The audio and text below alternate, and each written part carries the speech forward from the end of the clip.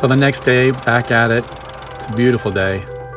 My son's coming out with my daughter's camera, just recording everything and anything. Okay, so here's what we're doing with. We got this giant plastic over here, and we have to pull this all the way there so my dad can use his tractor to work on it. So we pulled that plastic back, and I start again. Just trying to get that grade cleaned up a bit more.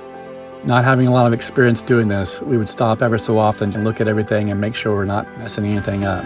As we got closer to the tree line, of course, we've got more roots coming up, and our plan is to dig a ditch from the meter base to where the future septic area will be, and then fill it with plastic to build a root barrier. You can use metal or plastic or whatever. We don't want those roots growing up into our foundation. Keep the water away, and that solves a lot of problems, including roots. So again, we're mostly cutting this down.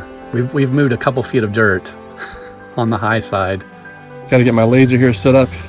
There's our KUBOTA BX25D. I've got a back blade on there. There's our old Osage orange in the back. There's our fire pit. Just over the hill, past those trees a little bit, there's a pond. Mostly a dry pond right now. If you run pigs or cows in it, they'll compact the clay down and it'll hold water.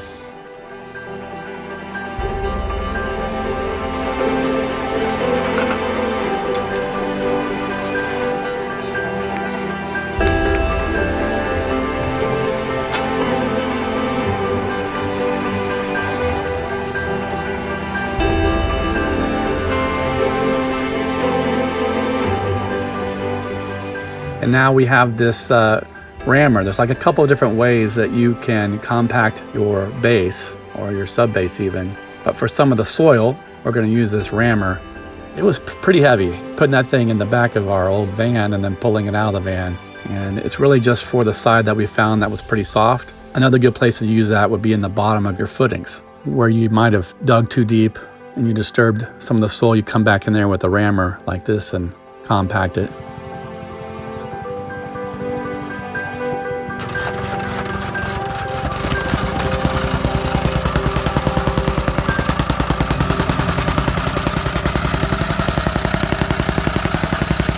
But the trick is the soil has to have a certain moisture content, and I wasn't really clear on exactly what that was. I just know that you don't want it muddy and would kind of ooze out the sides, and you don't want it so dry that it sends dust up in the air. But yeah, we're just we're learning how to use it. At the time, we didn't know. I mean, we really didn't know what we were doing, so we were just thinking we should probably test this out and see how it works and see how much it's actually compacting it. Yeah, so anyway, yeah, most of our rentals, we'd try to rent it for the weekend. So this is that soft corner. It's pretty soft, and it's kind of a little bit muddy. So yeah, we're just going over that corner and just really trying to pound it down.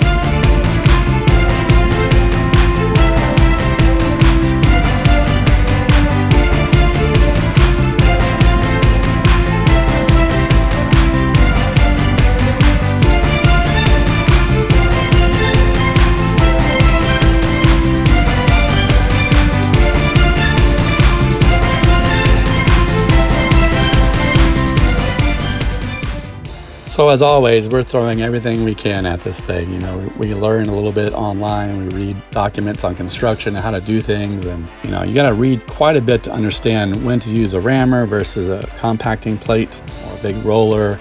But at this point, I'm not sure how much confidence we had in the whole process.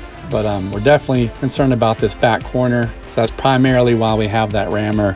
And we're gonna work some rock back into this area. We're gonna make sure this back corner where the softer soils are have been amended. And that's just to stabilize the soils in the area. That includes the grade away from the building. We're just trying to make sure it's all fairly stable. So we've made a lot more progress overall. We've got it shaved down. We're pretty close now, I think, grade-wise, but then we're gonna build it back up with rock. And then we'll be digging deeper for the footings.